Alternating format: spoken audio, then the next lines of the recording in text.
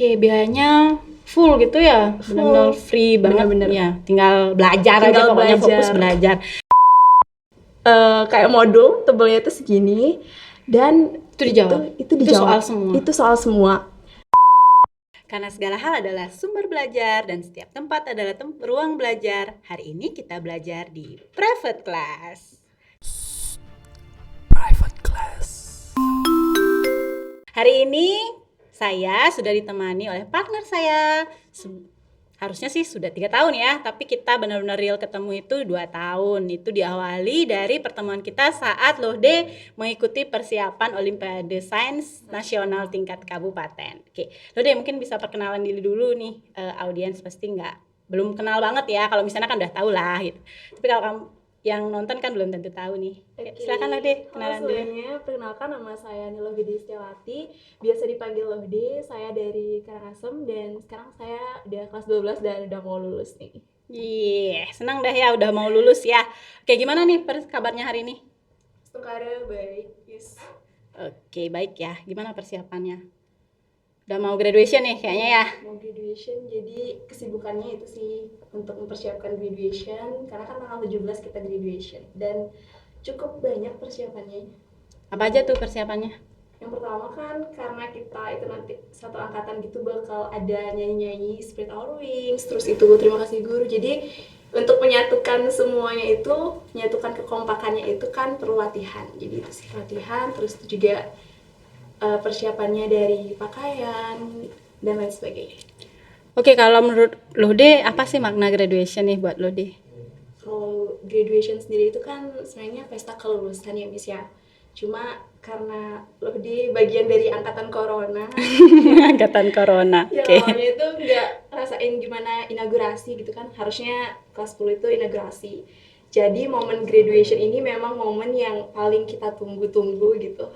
Selama 3 tahun kita mengenyam pendidikan di SMA dan nanti bakal berakhir di momen graduation ini. Jadi benar-benar best moment banget lah. Oke, ya. Jadi puncaknya graduation gitu ya. Jadi graduation tuh salah satu rite and ritual di Semarang ya. Dan tahun ini kamu nih tiba saatnya dan teman-teman angkatan ke-10 ya. Teman-teman angkatan untuk excited. Oke, untuk di graduate gitu ya, karena sudah lulus dari pendidikan SMA. Oke, nah bisa diceritakan nih gimana nih pengalaman Lode selama di Semanbara? Ya 2 tahun lah di asrama ya, 2 tahun di asrama ya. Oke. Jadi benar-benar pengalaman yang luar biasa banget di SMA ini. Tapi sebelumnya mau ngucapin terima kasih buat pemerintah Provinsi Bali, terima kasih buat lembaga SMA Negeri Bali Mandara, guru-guru dan staf pegawai karena diberikan kesempatan untuk mengenyam pendidikan di SMA Negeri Bali Mandara. Yang pastinya bisa bersekolah di SMA Negeri Bali Mandara itu merupakan suatu hal yang luar biasa dan memiliki value tersendiri bagi saya. Karena apa? Karena di sini kita benar-benar dididik dan dibentuk bagaimana caranya memiliki ketahanan malangan yang tinggi, dimana kita jauh dari orang tua selama berada di asrama. Jadi itu benar-benar menciptakan value tersendiri lah dalam diri kami gitu. Kamu pernah homesick? Pastinya pernah, apalagi pertama-pertama kesini. Jadi kayak culture shock ya. Oh jadi gini ya. Jadi ya sekolah asrama gitu. Beda banget sama di rumah ya, apalagi setelah siswa SMA tapi setahunnya diam di rumah gitu ya. Statusnya siswa asrama tapi ternyata asramanya di rumah gitu. Tiba-tiba datang udah sama kelas 11 gitu ya. Kelas 11 gitu ya. Oke, kelas 11 ke sekolah, sudah kelas 11 berarti. Sudah kelas 11. Oke, itu pengalaman Lode di Semanbara. Nah, mungkin teman-teman di sini penonton tuh kan nggak tahu nih kalau Lode merupakan salah satu peraih medali perak OSN di tahun 2022. Betul ya. Bisa diceritakan tuh pengalamannya gimana tuh dari proses pembinaan, karena yang Miss Dana tahu kan kamu 2 kali ya lolos ke nasional, tapi yang pertama belum beruntung, belum dapat kesempatan untuk dapat medali gitu ya. Tapi tahun kedua bisa tembus medali perak. Jadi gimana nih ceritanya? Jadi untuk 2021 dulu, emang dia itu punya keinginan untuk ikut OSN dan menjadi medalis.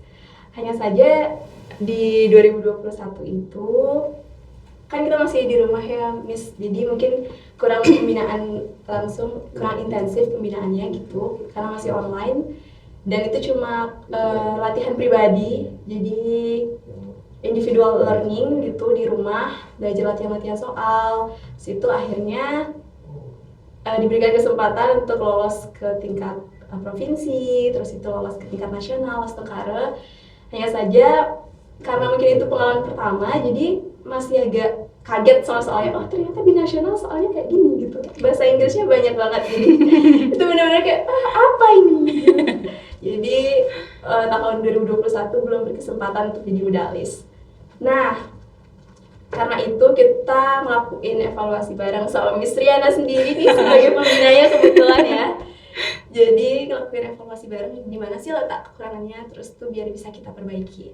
Akhirnya di tahun 2022 ikut lagi dan Astengkara diberikan kesempatan untuk lolos ke provinsi dan ke nasional. Nah, di sini itu kita ngadain pembinaan sama dosen Ya, dibantu dosen juga dari Unisa. Jadi karena kan memang sampai pembinaan di nasional standar soal itu sudah sebenarnya jauh dari SMA. Ya, jauh dari Sudah standar standar mahasiswa. SMA ya, udah standar mahasiswa, dan Miss Riana sebagai guru sebagai pembina gitu ya, tidak sedalam itu ilmunya. Jadi memang butuh bantuan, dan kebetulan memang sekolah berbaik hati mendatangkan dosen untuk membina, memantapkan lagi ilmu-ilmu ekonomi, terutama ilmu ekonomi murni, mikro dan makro itu memang sangat luas jangkauannya, dan hasilnya ya gitu, Dode bisa menjadi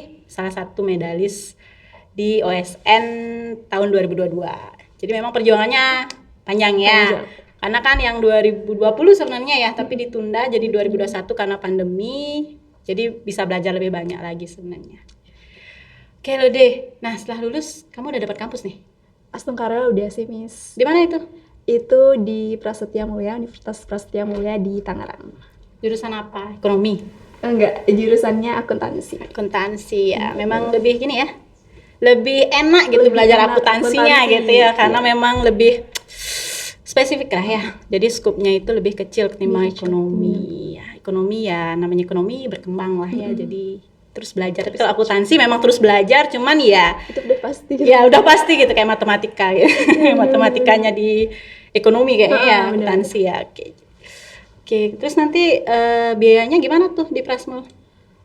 Syukurnya kalau di Universitas Prasetya Mulia karena kebetulan ada MOU dengan sekolah, jadi selama kami mengenyam pendidikan di sana 4 tahun, pendidikan sarjana, itu dibiayai penuh oleh pihak kampus. Wah, keren dong ya. Iya, kami juga mendapatkan biaya hidup di sana selama 4 tahun. Gitu. Oke, biayanya full gitu ya, benar-benar free banget. Bener-bener. Ya, tinggal belajar aja, Tinggal pokoknya belajar. fokus belajar. Nah pasti untuk seleksinya nggak mudah dong. Mungkin bisa diceritakan nih gimana proses seleksinya sampai Lode bisa tembus nih beasiswa juga di Prasmul. Oke, jadi untuk proses seleksi agar bisa masuk ke Universitas Prasetya Mulia, itu yang pertama pastinya ada seleksi berkas. Berkas-berkas yang diperlukan seperti surat keterangan tidak mampu, terus itu ada nilai rapot, transkrip nilai rapot. Kemudian setelah seleksi berkas, itu pihak Prasmul akan datang ke sekolah dan melakukan seleksi. Yang pertama itu ada seleksi tes psikologi. Gitu, Miss. Tes psikolog. Jadi kita Tes itu psikologi. dibagi per ruangan. Kita itu dikasih kayak modul tebelnya itu segini, dan Itu dijawab? Itu dijawab. soal semua? Itu soal semua. Dan uniknya lagi kita nggak dikasih tahu kamu ngerjain soal ini dalam waktu sekian, itu kita nggak dikasih tahu. Jadi benar-benar kayak kalau pihak kampusnya udah bilang mulai, kita mulai ngerjain. Kalau bilang stop, udah stop. Stop. Lanjut ke Halaman chapter berikutnya. berikutnya, gitu. Di sana tuh ada matematika, kalau nggak salah matematika, terus itu yang psikologi yang gambar-gambar Iya, gitu. iya. Ya pokoknya itu. Itu jadi benar-benar kayak ini waktunya berapa? Jadi kayak mau mikir ini takutnya kelamaan gitu. Tapi kalau Jadi- nggak dikerjain nanti malah lama diam lama gitu ya. diam gitu. Jadi kayak aduh udah gitu. Jadi akhirnya ya udah jawab aja lah gitu. Itu terus itu nanti, dan uniknya lagi ternyata setelah ngerjain tes itu 10 menit kemudian itu langsung pengumuman. Di hari itu Pengumuman juga. yang lolos seleksi psikologi. Jadi itu kayak bener-bener aduh Cepet banget ya. gimana Hebat sih banget. caranya gitu. Dan itu setelah 10 menit kita break 5 menit lanjut ke wawancara. Wawancara. Ya kebetulan wawancaranya waktu itu hybrid, ada yang online, ada yang offline. Nah Lodi sendiri dapat yang online. Jadi dari pihak kampus, Interviewernya dari pihak interviewernya online gitu lewat Zoom. Jadi di sana juga kita ditanyain apa sih motivasinya buat sekolah di Prasetya Mulia, terus itu kenapa memilih Prasetya Mulia, bukan kampus lain, apa cita-citanya, terus tuh menceritakan background keluarga kita. Terus itu ada selanjutnya tes FGD, Focus on Group Discussion. Itu kita dikasih waktu itu case masalah tentang renewable energy Oke. barukan gitu. Lagi trending sih itu ya. Iya benar Renewable banget, itu kita energy. dibentuk kelompok, habis itu kita di sana FGD langsung dinilai sama pihak kampus. Setelah itu tes yang terakhir itu adalah membuat sebuah proposal kegiatan. Kalau nantinya kita bisa berkesempatan untuk jadi mahasiswa di sana, apa sih kegiatan yang akan kita buat kayak gitu. Itu kita diminta buat proposalnya plus PPT-nya.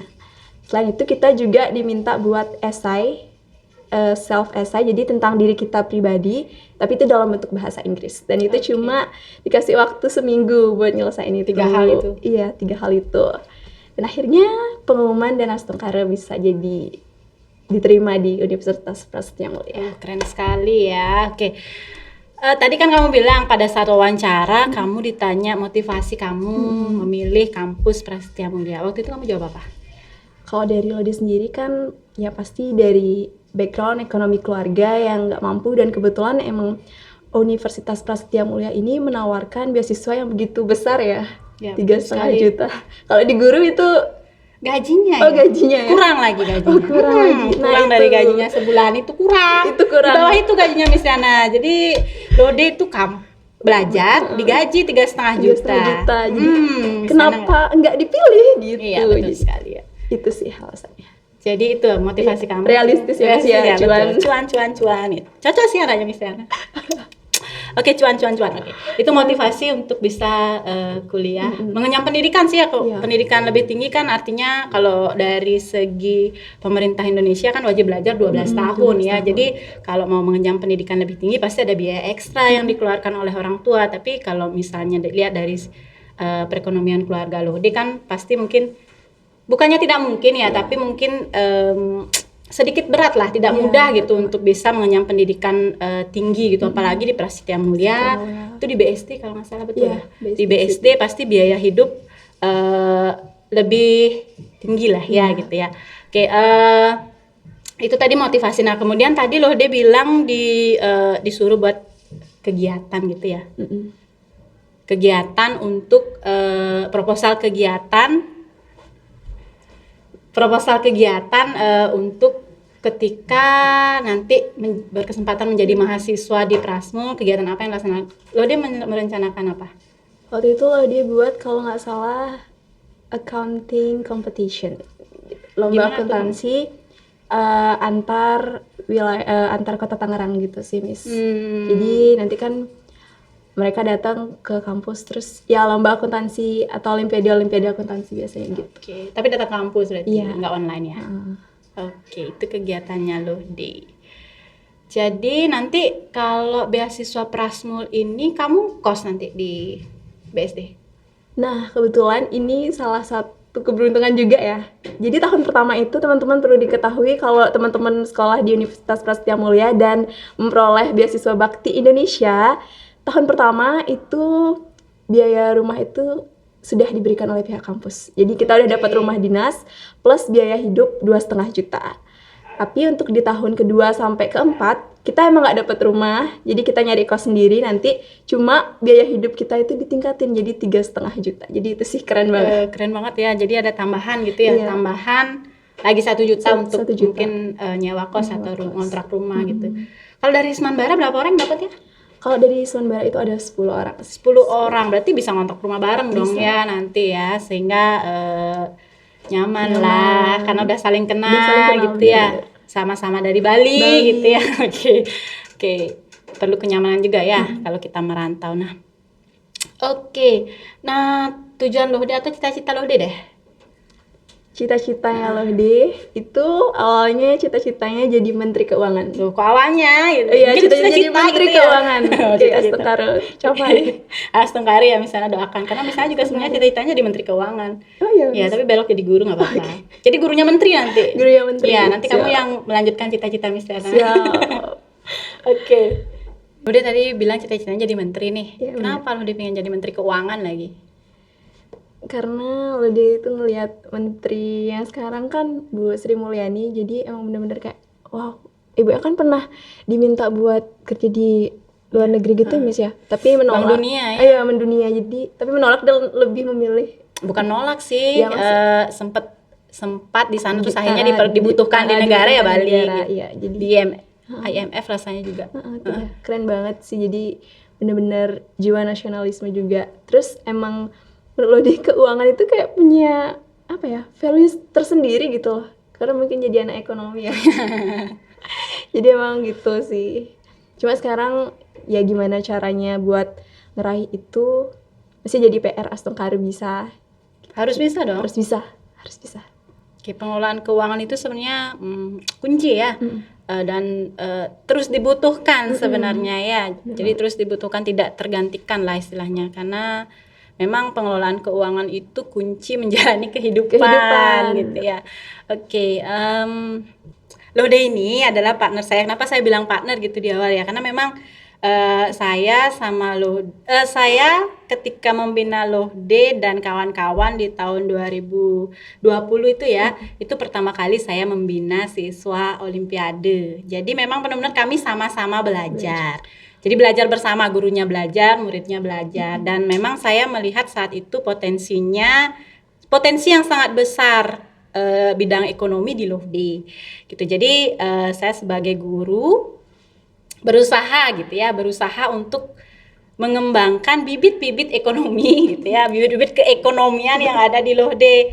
Jadi kita belajar bersama, kemudian ada juga kesempatan untuk ikut Olimpiade OSN itu yang memang ajang yang sangat bergengsi ya.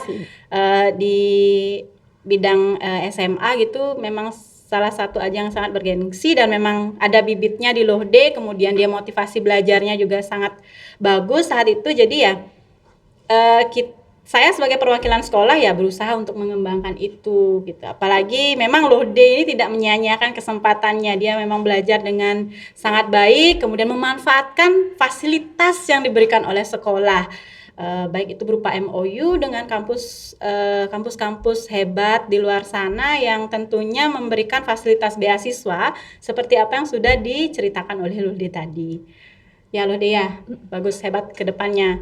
Itu jadi dari Lohde kita bisa lihat bahwa kolaborasi antara siswa, guru, kemudian orang tua, kemudian stakeholder di luar sana, baik itu kampus, kemudian pemerintah, itu memang sangat dibutuhkan dalam dunia pendidikan, sehingga bisa mewujudkan generasi emas seperti apa yang sudah memang digalakan oleh pemerintah kita. Oke. Kalau deh ada yang mau disampaikan lagi nih sama teman-temannya mungkin? Atau mau gantian nanya nih, dari tadi Miss Riana aja. FYI ya teman-teman, for your information, jadi Miss Riana ini emang bener-bener guru yang best banget gitu, apalagi jadi malu. Bener-bener asik gitu kalau ngajar, kayak friendly banget sama teman gitu, sambil ngobrol juga. Kadang kita nggak jarang ngegibah ya Miss. Iya, ngegibah ya di kelas ya. Seringan ngegibah ya, seringan ngegibah gitu. Tapi mungkin gimana sih pengalaman Miss gitu kan, Miss udah duluan yang ngerasain dunia perkuliahan gitu. Kalau dia mau minta dong tipsnya ke Miss gitu, gimana sih tips and tricksnya ngejalanin dunia kuliah yang pastinya kita disibukkan dengan pembelajaran, terus itu ada kepanitiaan, organisasi gitu. Gimana sih mungkin buat skala prioritasnya gitu, Miss? Ya oke. Kalau mungkin kita beda zaman lumayan jauh ya. Mungkin sistem pendidikan di kampus tuh mungkin lumayan berubah juga ya. Kalau zamannya misalnya, karena misalnya juga anak beasiswa, jadi juga harus balance. Jadi nilai di akademik itu juga harus bagus. Itu minimal IPK itu 3, untuk tetap bisa dapat beasiswa, sama kita juga dituntut dengan harus aktif di organisasi kampus. Baik itu kalau dulu sih namanya di HMJ, kemudian di Senat, kemudian kalau di universitas itu, kalau misalnya sih dulu di koperasi mahasiswa itu di situ misalnya lumayan aktif karena misalnya jadi pengurus inti juga, jadi bendahara gitu. Jadi untuk ngatur waktunya ya, kalau Miss Riana, tipsnya Miss Riana carilah lingkungan belajar yang baik itu. Jadi itu sangat berpengaruh pada semangat kita, motivasi kita untuk belajar. Jadi temannya misalnya ya anak-anak beasiswa. Jadi biar semangat gitu loh. Ada teman gitu ya. Ada teman untuk kita di organisasi, ada teman untuk buat tugas kampus gitu. Jadi ya lingkungan itu ya berpengaruh ya. Jadi ya, sangat berpengaruh. Tapi nanti jangan juga terlalu memilih gitu ya. Nah, kalau misalnya punya istilah gini, boleh ikuti arus, jangan terbawa arus. Kayaknya udah sempet dong disampaikan ya di gerha gitu ya, rapat gerha. Jadi ikut arus itu artinya gini, ya ikut pergaulannya mereka, tapi kita jangan terbawa ketika pergaulan itu ke arah negatif. Misalnya temannya ngerokok nih, ya kita berteman sama perokok gitu, nggak masalah. Tapi apa? Kita jangan ikut ngerokok karena tahu kan bahaya rokok itu seperti apa. Sama halnya dengan miras, narkoba, ya sama gitu. Jadi tidak membatasi diri, saya harus bergaul sama orang yang pintar aja gitu, nggak juga gitu, karena relasi ya. Saat ini itu kolaborasi itu sangat penting ya. Jadi bagaimana kita menjalin relasi yang luas gitu. Kalau kita milih teman ya relasinya dong kecil loh ya, kecil jadinya gitu. Jadi makanya itu istilahnya boleh ikuti arus, jangan terbawa arus. Jadi ya kembali ke kita ya, bagaimana kita mengendalikan diri. Tapi misalnya yakin Lode pasti tetap pada tujuan awal gitu ya, bahwa Lode ingin mengenyam pendidikan yang berkualitas, apalagi dapat beasiswa full gitu ya. Jangan sampai disalahgunakan. Artinya wah udah gratis nih, udah santai aja gitu, udah pasti dapet nih, udah pasti lulus, nggak ada gitu ya. Tetap berusaha tunjukkan yang terbaik dari sisi Lode gitu. Cuma Lode itu kadang takutnya kayak gini, Miss. Lode sampai umur sekarang 18 tahun, hampir 19, itu kan tinggal di Bali. Nah, sekarang tiba-tiba kuliah ke luar Bali gitu. Jadi kayak kota besar lagi ya. Kota besar. Jadi kayak aku harus gimana nanti gitu. Terus pergaulannya kayak gimana gitu. Nanti takutnya malah nggak bisa beradaptasi sama lingkungan di sana kayak gitu sih. Terlalu menutup diri juga salah gitu, terlalu open juga salah gitu. Jadi kalau Miss Riana sih misalnya juga belum pernah, misalnya sih pernah cuman berapa ya, 2 bulan apa 3 bulan ya di Malang gitu. Tapi bukan pada saat masa kuliah sih, itu PPG kemarin, PPG Daljab. Miss Riana kan di Malang nih. Sebenarnya budaya masyarakat di sana nggak jauh berbeda sih sama yang di Bali. Udara juga nggak berbeda gitu. Ya bagaimana Lode nanti sendiri gimana istilahnya ya? Observasi dulu lah gitu ya. Observasi dulu gimana temennya gitu, gimana lingkungannya, ya jangan terlalu SKSD juga nggak bagus gitu. Tapi kalau terlalu pendiam juga nggak bagus gitu ya. Jadi ya berusaha dilihat dulu lingkungannya seperti apa, ya berusaha mengikuti. Kalau memang cocok ya dilanjutkan, kalau memang tidak ya cari. Tapi di sana kayaknya banyak kakak-kakak alumni ya, jadi mungkin bisa lebih sharing lah sama mereka ya bagaimana. Sebelum kesana tuh mungkin banyak sharing. Rencana kesana bulan apa? Kalau nggak salah kesana itu antara akhir Juli atau awal Agustus. Karena kan sekolah swasta itu biasanya terakhir-terakhirannya Miss, lebih dulu PTN gitu baru swasta. Oh iya. Berarti kan masih lama ya, masih cukup waktu lah untuk searching gitu ya, searching gimana lingkungan di sana, nanti pertemanan di sana seperti apa gitu. Itu aja sih. Kalau misalnya menurut pandangannya Miss Riana, lebih penting nilai akademik atau ningkatin IPK atau organisasi? Sama pentingnya sih, sama pentingnya karena di organisasi kita bisa menjalin relasi, di akademik ya bagaimana kita bisa menunjukkan kualitas diri kita. Jadi gini sih, intinya jangan maruk. Iya, maruk harus organisasi harus semua diambil gitu. Rasanya kalau kita bisa ikut satu organisasi aja, itu rasanya harus cukup gitu untuk mengembangkan, karena organisasi itu pasti punya banyak kegiatan, event-event itu aja diambil pasti ya nambah relasi gitu, ketimbang ambil semua organisasi, satu organisasi ada 5 kegiatan, kali misalnya ikut 3 organisasi sudah ada 15 kegiatan, bisa-bisa ya bunuh diri ya. Jadi kuliah bisa ndak Terbengkalai ya. nggak bisa jadi terbengkalai kuliahnya, karena terkadang organisasi itu bikin kita asik dan menunda Iya benar. tugas-tugas kita udah Tugas-tugas. nanti aja Iya. akhirnya ya keteteran gitu. Oke. Ya ikuti barang 1-2 organisasi udah banyak kayaknya. Kalau misalnya dulu sih 2 organisasi ya, di HMJ sama di Koperasi Mahasiswa. Oke. Gimana lu deh? Apa lagi ya? Apa lagi ya? Gini deh. Apa? Mumpung udah mau lulus nih ya, udah mau lulus gitu. Mau tahu dong gimana sih pandangannya Miss Riana tentang generasi sekarang gitu. Mungkin Miss Riana ngeliat ada degradasi moral nih dari siswa-siswa sekarang, siswa-siswa udah kayak gini nih gitu. Apa sih perbedaannya? Mungkin Miss Riana udah jadi guru selama Mau 10 tahun. mau 10 tahun. Jadi ada nggak sih perbedaan yang bener-bener kayak terlihat banget antara angkatan dulu dibandingkan sekarang kayak gitu? Betul sekali yang lo dibilang, sepertinya gitu ya ada degradasi moral, sepertinya ya. Karena misalnya nggak meneliti ya, jadi nggak tahu, bukan hasil penelitian gitu. Sepertinya memang ada degradasi moral dalam artian mungkin karena pandemi ya. Jadi generasi yang pandemi itu diemong atau di apa ya istilahnya ya, kalau bahasa Balinya tuh diempu sama HP sama gadget yang memang tidak bisa dibatasi ya, yang diakses sama anak-anak tuh tidak bisa dibatasi gitu. Jadi mungkin dari sana juga membuat mereka apa istilahnya ya,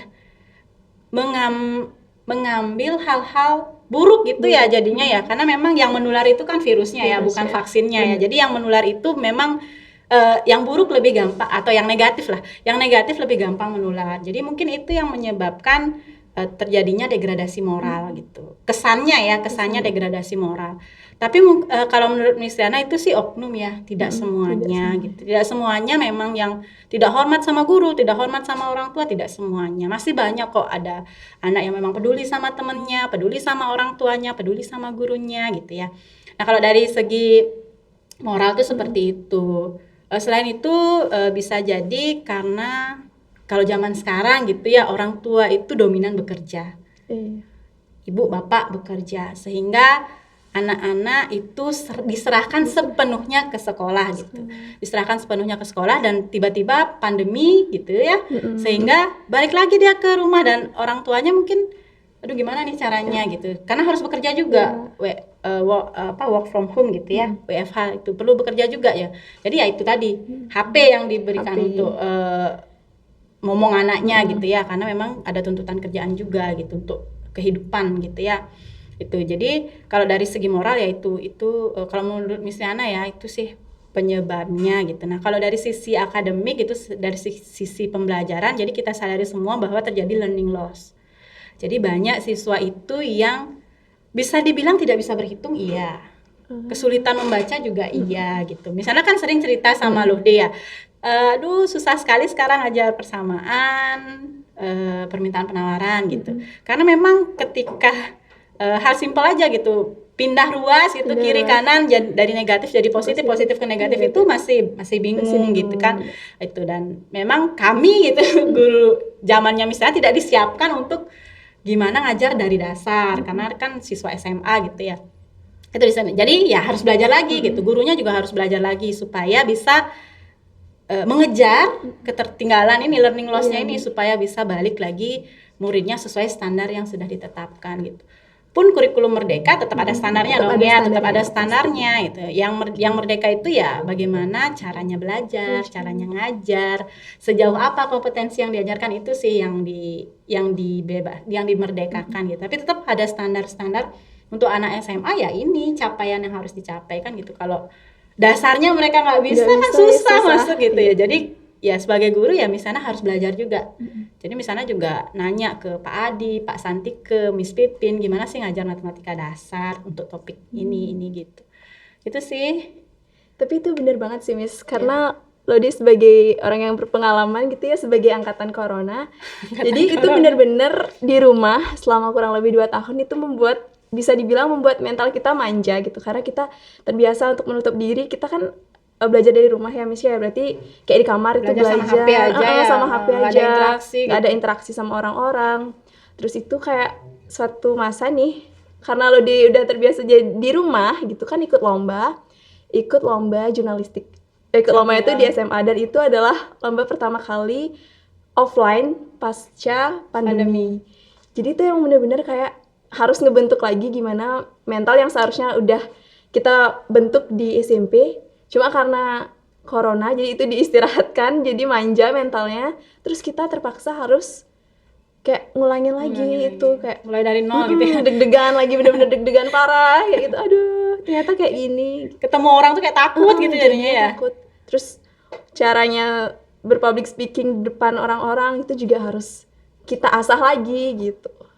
Misalnya juga ngalamin itu loh, karena kan biasanya ngajar online nih.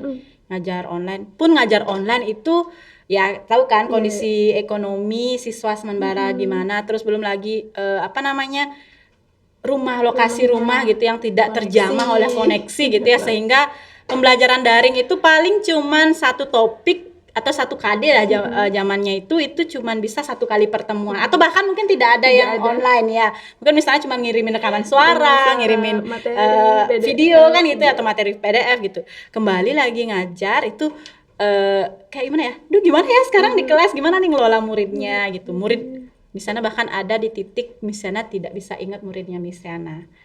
Iya. Gimana tuh, Miss? Ya nggak tahu mukanya ini murid saya atau enggak gitu. Karena memang kan kita ketemu di online, itu pun off cam karena Miss izin off cam karena nggak ada sinyal gitu. Entah benar atau nggak tahu ya gitu. Jadi memang benar-benar kita ya itulah pandemi. Aduh, semoga tidak terulang lagi. Jangan sampai merusak mental ya. Iya, benar banget. Siswa mentalnya terusak gitu, guru juga gitu. Walaupun ngajarnya kesannya sedikit ya, karena kan satu kayak kelas 10 gitu, 10 IPS ya jadi satu gitu kan. Cuman ya kita merasa apa yang kita ajarkan ke anak itu tidak tersampaikan gitu, tidak total tidak tersampaikan dengan total gitu ya, dengan maksimal gitu. Rasanya kok nggak puas gitu. Beda banget ketika kita tatap muka. Kita yakin bahwa walaupun dia bilang ngerti, tapi dia nggak ngerti. Kita bisa jagi gitu. Kita bisa beneran kamu ngerti gitu. Tapi kalau di online gitu, gimana udah ngerti? Udah Miss gitu. Itu pun jawabnya tiga orang gitu. Yang lain kemana gitu. Ada yang bantu orang tua dan sebagainya. Itulah ya pandemi. Tapi itu memang benar-benar learning loss lah ya. Dari pembelajaran moral juga ada degradasi moral gitu. Ya syukur itu sudah terlewati dan lo deh bisa lulus SMA dan dapat kampus yang keren. Semoga yang lainnya bisa menyusul nanti dapat kampus yang nggak kalah keren juga. Oke, ada final statement dari lo deh? Kita udah banyak kayaknya ya. Iya, udah. Cuap-cuap gitu. Ada lagi mau dicuap-cuapin? Ada lagi mau dicuap-cuapin? Oke, mungkin ini pesan buat teman-teman di luar sana yang lagi berjuang, mungkin berjuang SNBT, berjuang untuk nyari kampus gitu. Pokoknya tetap semangat buat teman-teman di luar sana, tetap semangat. Apapun yang teman-teman lakuin, entah itu gagal ataupun sukses, tetap berusaha, tetap berjuang dengan keras. Pokoknya kerahkan segala tenaga gitu. Karena nggak ada jalan kesuksesan yang bertabur bunga, teman-teman. Dan nggak ada orang sukses yang cuma tidur-tidur aja. Jadi orang sukses udah pasti harus lelah kayak gitu. Cuma kita balik lagi ke Kisera-Sera, Miss ya. Ya, betul sekali. Iya, Kisera-Sera dari Pak Sutaryana. Pak Sutaryana gitu. Jadi rencana Tuhan itu pasti lebih indah. Jadi jangan pernah menyerah. Tetap semangat semuanya. Sampai jumpa. Bye.